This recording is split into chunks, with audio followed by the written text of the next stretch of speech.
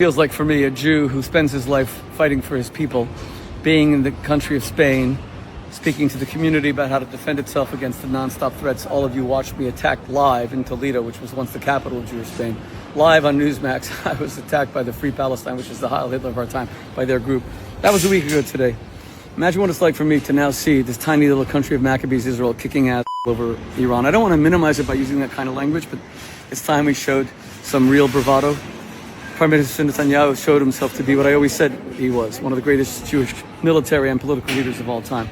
Everyone said that he was a scaredy cat, stupid Barack Obama, who never served one day in the military, while Netanyahu's brother died in Entebbe when Netanyahu himself was an elite commando. He actually called Netanyahu a chicken. Well, Barack, who's a chicken? But imagine, in this country, where they burnt us to death for hundreds of years, had the Inquisition, made us live in fear that we were living as Moranos, fake Catholics, then expelled us.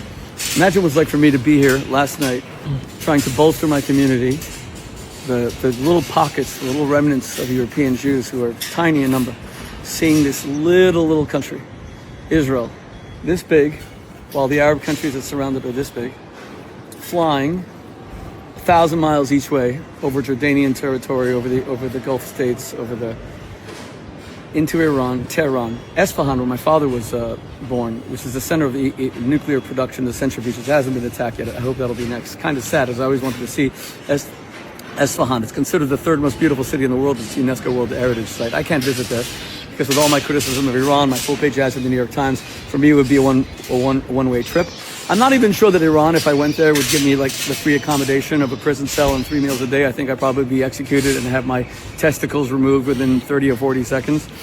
But for me to see Israel kicking all over the Middle East, imagine all these Jews who were burnt alive here in Spain. Imagine the 6 million who were slaughtered here in Europe. If they could see young 22-year-old Israeli pilots flying F-16s, F-35s,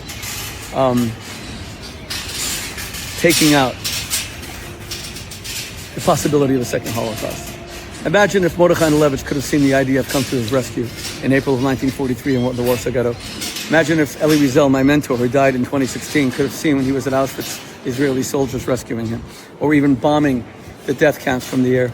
Imagine if Primo Levi, who lived in Italy,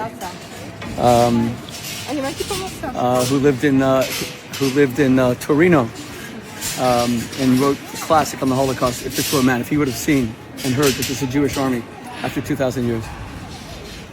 IDF, I love you. I say this from the heart. IDF, you are my pride and my joy. My son Mendy, you are my pride and my joy. IDF hero soldier. My son Yosef, IDF hero, pride and my joy. My daughter Chana served in the